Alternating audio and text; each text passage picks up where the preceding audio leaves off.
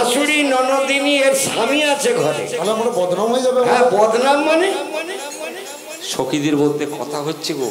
হ্যাঁ বলে এই নাবিকের কি চরিত্র দেখেছো? হ্যাঁ আর জায়গা পেল না, ওই সোনা আবার নেবে তাও কানের। হ্যাঁ কানের সোনা দেয়া যায় না, দেওয়া যায় না। তুমি আর কিছু ব্যবস্থা আছে কিনা বল, আর কি সুব্যবস্থা আছে? কিছু নেই গো, হ্যাঁ তোমাদের কাছে আর কিছু নেই। ও পার হওয়া নাবিক, পার হওয়া শ্রোতাগণ, ব্রজবাসিনীগণ, তোমরা পার হতে এসেছো আর আমি চেয়েছি কানের সোনা। আমার দাদা বললেন সোনা কানের দিতে নেই, তাতে অমঙ্গল হয়।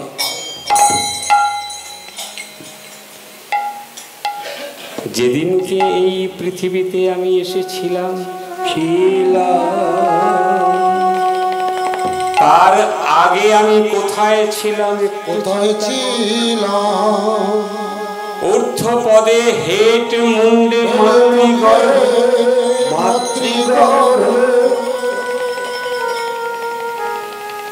হেট মুন্ডে মাতৃগর্ভে ছিলাম। সেদিন তোমায় দেখেছিলাম ঠাকুর, সেদিন তোমায় দেখেছিলাম। শঙ্খচক্র গদা পদ্মধারী নারায়ণ, তিনি আমাদের সঙ্গে সর্বদা কথা বলতেন, কথা বলতে। কারণ সেদিন আমার আর কথা বলার কেউ ছিল না, কেউ ছিল না। আবার এই ভব সংসারের খেলা শেষ করে যেদিন আবার সেই আসল গৃহে ফিরে যাব, এই নারায়ণ গোবিন্দ জিজ্ঞাসা করবে, কিরে ভবের বাজারে যে গেলি আমার জন্য কি আনলি? কেন ঠাকুর তোমার জন্য নিতে হবে এমন কথা ছিল নাকি? তোমার জন্য কিছু নিতে হবে এমন কথা ছিল? ও ভুলে গেছিস, ভুলে গেছিস। সব থেকে জীবনে বড় সাজা কি জানেন মা? দাদারাও শুনে রাখুন। সব থেকে বড় সাজা হচ্ছে পাটাকে যদি ওপর দিকে আর মাথাটাকে যদি নিচের দিকে করে সুস্থ কোনো মানুষকে 2-3 মিনিট, 4 মিনিট, 5 মিনিট একটু রেখে দেখুন, মুখ দিয়ে রক্ত উঠে মরে যাবে, হরিবল হয়ে যাবে। আর সেই রকম কতদিন ছিলাম? একদিন, 2 দিন, 1 মাস, 10 মাস ওইভাবে উল্টো হয়েছিলাম। যতবার উল্টো হয়ে মনে করি ততবার গোবিন্দকে স্মরণ করি, কারণ আমরা বিপদে পড়লেই গোবিন্দকে স্মরণ করি। তখন তো বিপদই বিপদ, তখন তো বিপদই বিপদ। কখন মাথাটা সোজা করে দাঁড়াবো? দয়াল হে গোবিন্দ, হে নারায়ণ, আমাকে এই পাপ যন্ত্রণা থেকে মুক্তি দাও। আমি একা বলিনি, সকলে বলে এসেছি, সকলে। ভগবান বললেন এখান থেকে তো মুক্তি দিতে পারি, কিন্তু গিয়ে কি করবি? ওই দেখ দেখ দেখ, যারা গেছে সব আমাকে ভুলে গেছে। ভবের বাজারে গিয়ে আমাকে ভুলে যাওয়াটাই তাদের কাজ। শুধু ভুলে যায়নি, আমার দিকে প্রণাম করার সময়ও তাদের নেই। তারা এত কাজে ব্যস্ত থাকে, যদি কোনোদিন আমার মন্দিরে কিছু দান করে আমায় দিল না, রাস্তায় দিল, তাও ঘুরে দেখে না। হ্যাঁ গো, আমরা তাই করি তো। বাসে করে যেতে যেতে মন্দির দেখলে উকি দিয়ে 2 টাকার একটা কয়েন ছুঁড়ে দিলাম, কারণ কপালে গেল না, বাড়িতে গেল না, মন্দিরে গেল, দেখা রাস্তায় পড়লো কিনা ঠিক নেই। কিন্তু কথা দিয়ে এসেছিলাম, যেদিন এই মাতৃগর্ভ থেকে ওই পৃথিবীতে আমাকে পাঠাবে, ভগবান বললেন পাঠালে কি করবি? ওই রকমই তো, না ঠাকুর, আমি তোমার নাম করব, আমি তোমার নাম করব। হ্যাঁ গো, আমরা করি না? যদি আমার কেউ ভালো করে আমরা তার নাম করি তো, অমুক বাবু আমার খুব ভালো করেছে। তা যে বাবু আমাকে এই পৃথিবী দেখালো তার কথা তো ভুলে গেছি, তার কথা আর মনে নেই। আবার এই ভব খেলা সাঙ্গ করে যেদিন যাব, যেদিনে যাব, ওই নাবিক পারের কান্ডারি হয়ে দাঁড়িয়ে জিজ্ঞাসা করে, আমার জন্য কি এনেছো? এই যে ভবের বাজারে গেলে আমার জন্য কি এনেছো? আমাদের তো কিছু নেবার নেই গো, আছে একটা কথা বলার যেতে পারে, যারা এই রকম হরিসভায় দিন রাত এক করে দেয়, গোবিন্দের কথা শোনে, তারা বলতে পারে ঠাকুর কি করে আনবো বলো, যা ছিল সব ওরা কেড়ে নিল। কিন্তু একটা জিনিস কাটতে পারেনি জানো, একটা জিনিস ওরা নিতে পারেনি। সেটা কি গো? কানের সোনা। এই গোবিন্দ, যেখানে তোমার নাম হতো, হরি নাম শোনা, সেখানে গিয়ে তোমার নাম আমি শুনে এসেছি। কিছু আনতে পারিনি দয়াল, কিন্তু সোনা এনেছি। সোনা, সেই সোনা কি? কানে সোনা গো, কানে সোনা। এই যে বসে আছেন না, সেই কথা মনে আছে? ওই অটোর পেছনে লেখা রয়েছে, এখন অটো বেরিয়েছে তো, অটোর পেছনে লেখা রয়েছে শঙ্কর মঠে আগামীকাল থেকে ভাগবত কথা হবে। পরের দিনই ওই ভাগবত শ্রোতা, ভাগবত ভক্ত, ভক্ত না হলে তো যাবে না। হ্যাঁ, ভক্ত রাস্তা চেনে না গো, অটোর পেছনে লেখাটা দেখেছিল শঙ্কর মঠে ভাগবত কথা হবে। তো ছুটতে ছুটতে চলেছে, যেতে যেতে একটা রাস্তার বাঁকে এসে পড়েছে। যে বাড়িটার সামনে দাঁড়িয়েছে ওই বাড়িটা একটি পতিতালয়। ভালো করে শোনো মা, ওই বাড়িটা একটি পতিতালয়। ওই যিনি দৌড়চ্ছে সে তো জানে না, তার তো লক্ষ্য ওই ভাগবত শঙ্কর মঠের মাঠ। সে গিয়ে জিজ্ঞাসা করেছে, যেই দরজায় কড়া নেড়েছে সঙ্গে সঙ্গে দরজা খুলে ওই পতিতালয়ে যারা থাকে তারা বেরিয়ে বলছে, এই কি চাই কি চাই বলে ওকে হাত ধরে ঘরের ভেতর টেনে নিয়েছে। নিয়ে ছেলেটি বলছে, আমি শঙ্কর মঠে যাব, আমি রাস্তাটা চিনতে পারিনি, আমাকে একটু বলে দেবেন, আমাকে একটু বলে দেবেন মা, কোন রাস্তায় যাব, কোন রাস্তায় যাব। আমি ওই অটোর পেছনে, টোটোর পেছনে দেখেছিলাম লেখা আছে শঙ্কর মঠে ভাগবত পাঠ, আমি ওইখানে যাব। ওদের মধ্যে তো অনেকে থাকে, কয়েকজন খুব রাগ করে বলল, সকাল সকাল মুখ পড়া আমাদের ব্যবসাটাকে নষ্ট করে দিতে এসছে, বের করে দেখে। ওর মধ্যে একজন বলল, রাগ করিস না রে, রাগ করিস না, ও তো রাস্তা চেনে না ভাই, ঢুকে পড়েছে, ওকে রাস্তাটা দেখিয়ে দে না, রাস্তাটা দেখিয়ে দে। শোনো, এই দিক দিয়ে গিয়ে ডান দিকে যাবে, ডান দিকে গিয়ে বাঁ দিকে গেলে সোজা গেলে যে মাঠটা, ওটাই শঙ্কর।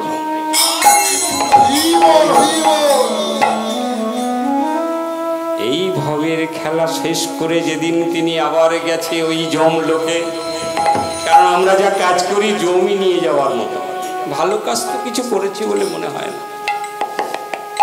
খারাপ কাজের যতগুলো ভালো কাজের লিস্ট, ওগুলো একটাও ভালো কাজ নয়, সব কটাই কুকাজ। একটু হিসেব করে দেখবেন, ভালো কাজ একটাও নয়। তা সেই ভালো কাজের ফল এত করেছি যে জম ঘরে নিয়ে গেছে। যমরাজা খাতা খুলে বলছে, দেখো তো এর কোনো পূর্ণ কিছু আছে কিনা, কারণ সেখানেও বিচার হয় খাতা দেখে। সারাদিন চলছে, সময় খাতা লেখা চলছে, কার ভালো কার মন্দ, কে কোথায় দিল, কে কোথায় যা কিছু করছেন। মনে রাখবেন, মাঝে মধ্যে হরিসভায় গিয়ে কোনোদিন জুতো পাল্টাপাল্টি করবেন না, স্যাটেলাইট আছে কিন্তু। আমি না দেখলে, যার জুতো গেছে সে না দেখ। আরে পরশু দিনের কথা, দুদিন আগে এক জায়গায় কীর্তন করতে গেছি আমি, আমাদেরই, আপনারা চেনেন আমাদের সেই সদ্য গুপি দাদা, যিনি খুব সুন্দর তবলা বাজায়, আমি তো একবারে এই বাবা আমি তো একেবারে আমাকে বলেছে না হয়ে গেছে চলে যান দাদা চলে যান, আপনি একটু আগে চলে যান। তা আমার গান শেষ হয়ে গেছে, আমি কি করেছি জানেন, এই এত রং খেলা হচ্ছিল হুড়মুড় করে দুটো পা দুটো রকম, মানে আমারটা একটা ওনারটা একটা। মোটরসাইকেলে এসেছি, বাড়িতে যেই পা ফেলেছি একটা পা উঁচুতে একটা পা নিচুতে, আমি ভাবলাম হঠাৎ মাটিটা উঁচু হয়ে গেল কেন, তোমার পায়ে তাকিয়ে দেখি এ তো দুর্ঘটনা। তা দুর্ঘটনার সঙ্গে সঙ্গে সোমা বলছে এটা তোমার নয় গো, এটা গুপিদা। আমি যাক তাহলে বাঁচা গেছে, অন্তত সেখানে গিয়ে কৈফিয়ত দিতে হবে না জুতো চোর বলে।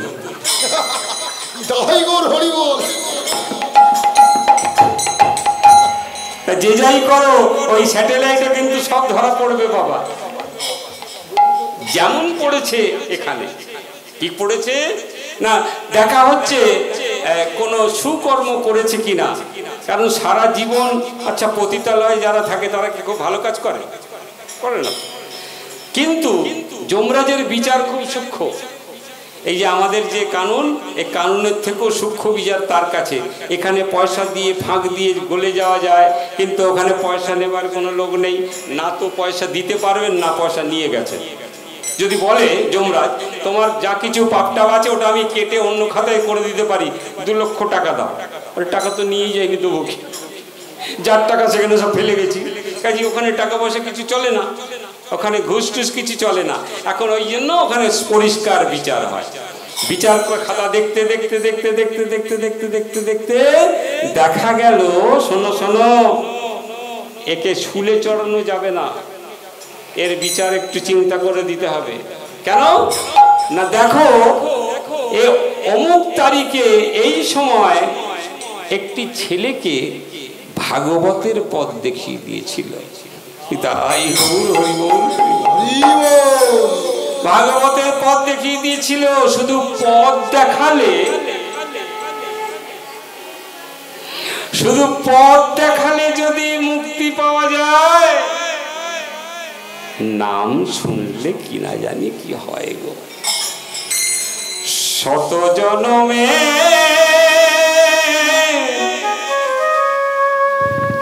কত সাধনা পেয়েছি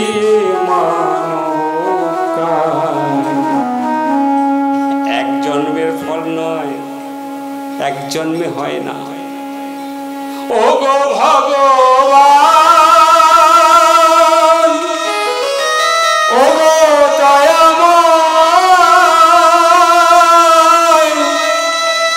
সবই তো তোমারই দান, সবই তো তোমারই দান। যত জনমে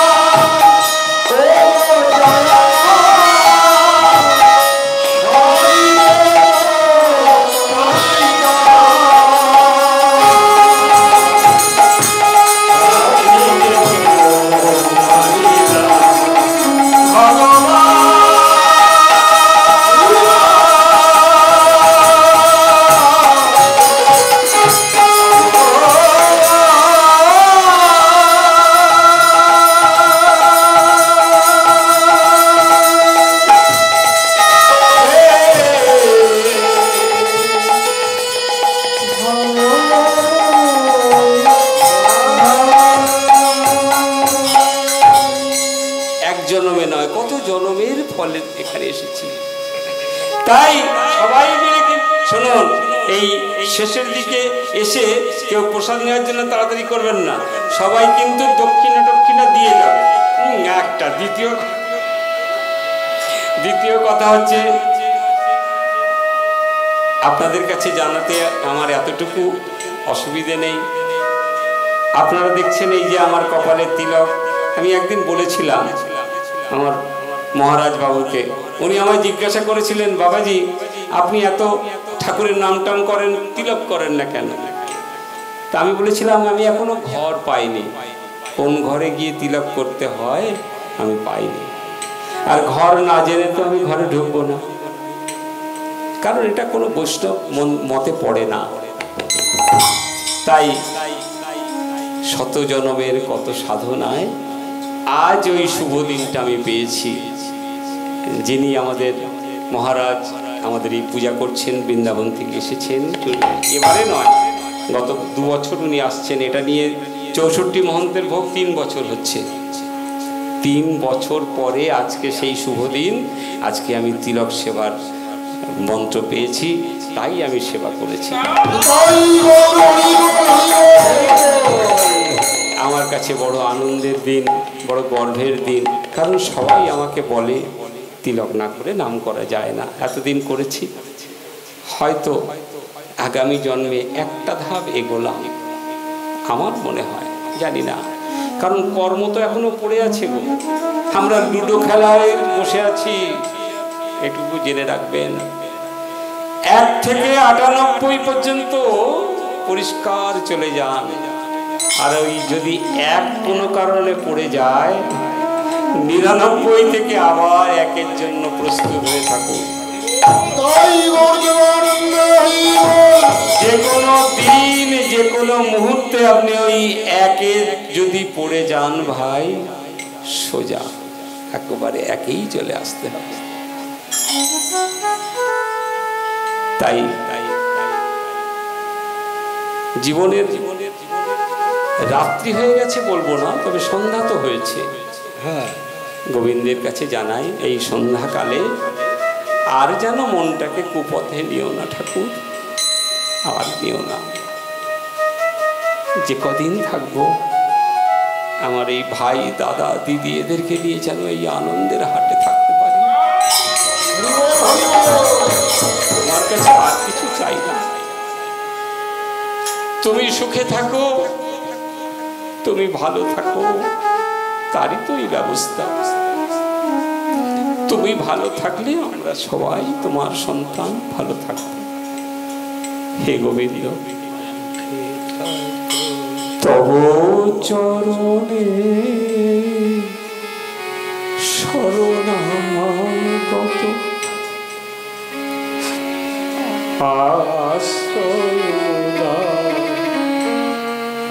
আশ্রিত চলে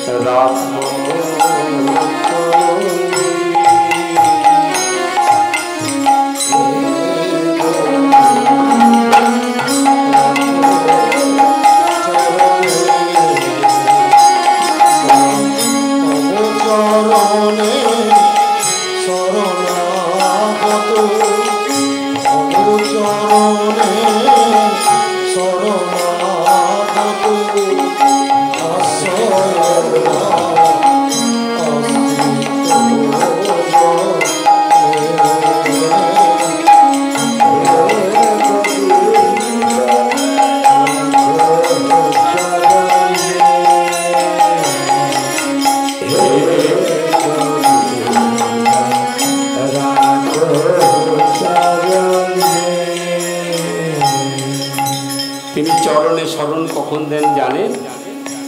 যখন সব কুল ছেড়ে তাকে ধরা যায়। তিনিই বলেছেন সর্বধর্ম পরিত্যাজ্যং মামেকং শরণং ব্রজ। এই ভক্ত, হে সন্তান,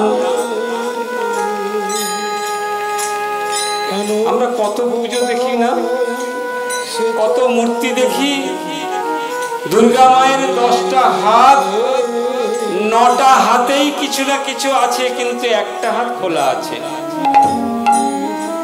আছে না? আছে। মা কালীর 4টে হাত, 3টে হাতেই কিছু না কিছু আছে, একটা হাত। সব দেবতারা আমাদের দেবার জন্য রয়েছে। আমার গোবিন্দের হাত কি আমাদের দিকে বাড়ানো আছে? তিনি বাঁশি ধরে আছে, তিনি দিতে আসেনি গো, তিনি দিতে আসেনি, তিনি নিতে এসেছে। কি নেবে ভক্ত? তোমার দুঃখ, জ্বালা, তাপ যা কিছু আছে আমাকে দাও, আমি তোমাকে প্রেম ভক্তি দেব।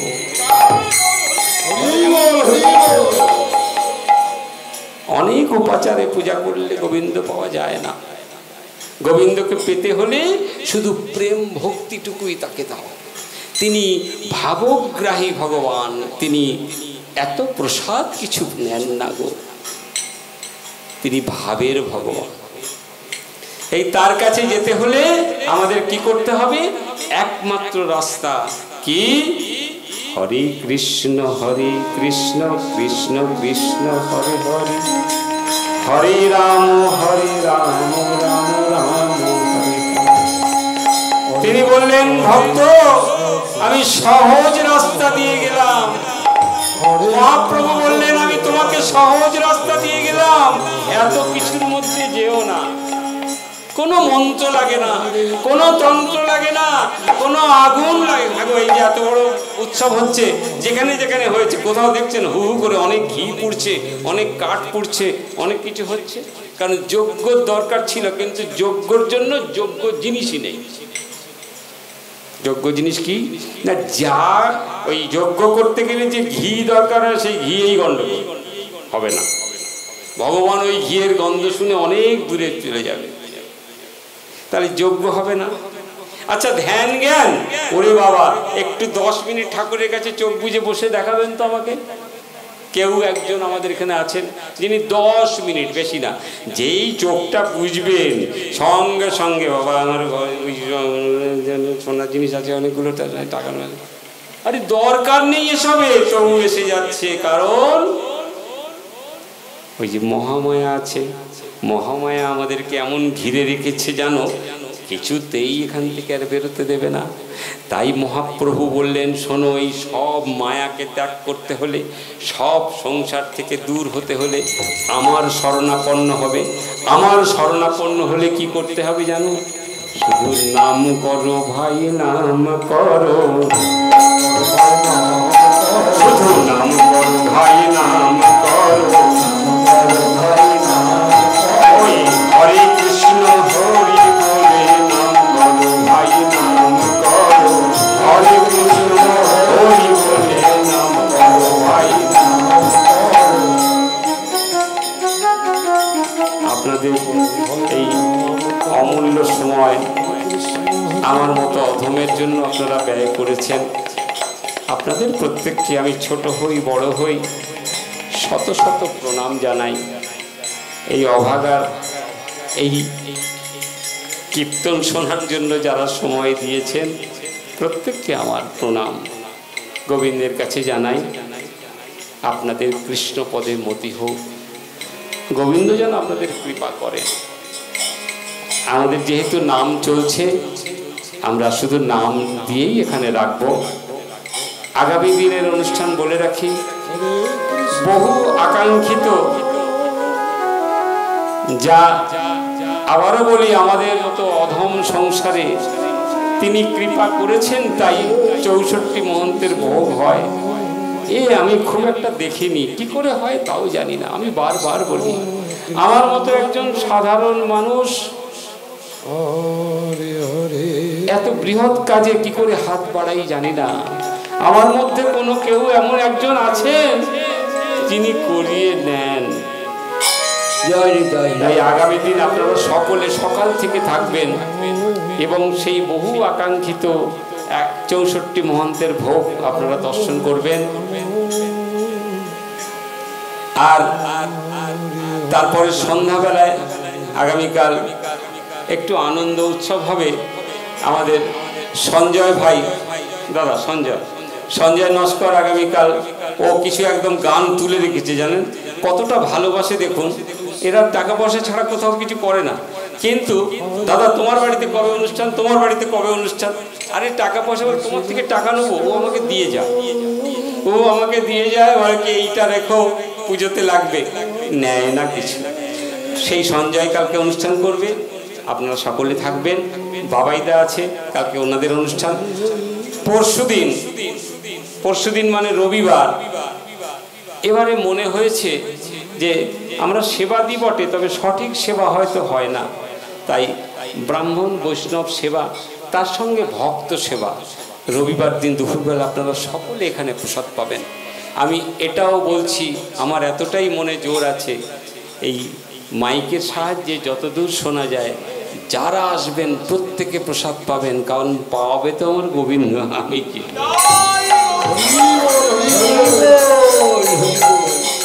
দেখবেন কোন কোন অনুষ্ঠানে লেখা থাকে অ্যারেঞ্জার, মানে ব্যবস্থাপনায়, দেবব্রত সমাদ্দার, বাপিদা, কার্তিকদা ব্যবস্থাপনায় করান, কিন্তু প্রডিউসার হচ্ছে আমার ওই পেছনে বসে আছে, উনি চালিয়ে যান। আসুন আজকের আমরা সন্ধ্যায় এই রাত্রিবেলাতে এক নাম দিয়ে অনুষ্ঠান শেষ করি। হরে কৃষ্ণ হরে কৃষ্ণ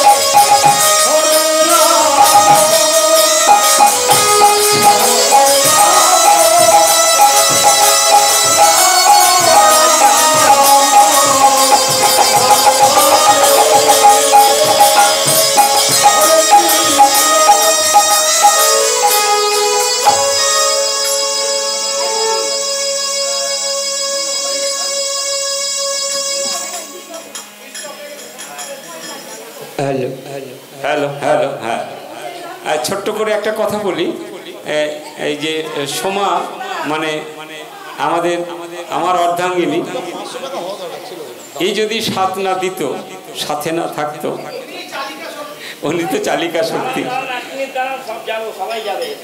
এই রাধারানী গোবিন্দকে বা বৃন্দাবনে কেউ চেনে না সকলে জানে কার কথা রাধারানী কি জানেন রাধারানী ছাড়া গোবিন্দ কানা কানাই ভালো কানা কানা এই কানা যে না গোবিন্দ রাধারানী ছাড়া কানা তেমনি সোমা আমাকে সত্যি কথাই অর্ধাঙ্গিনী তো তাকেই বলে সহধর্মিনী তো তাকেই বলে যিনি ধর্মের সহায়তা করেন আপনারা সকলে আশীর্বাদ করবেন হ্যাঁ আশীর্বাদ করবেন আমরা এইভাবে যেন আনন্দে থাকতে পারি জীবনের যে কটা দিন থাকবো এই আনন্দে যেন থাকি হরে কৃষ্ণ এই যে পুরস্কার পেয়েছে রাধে রাধে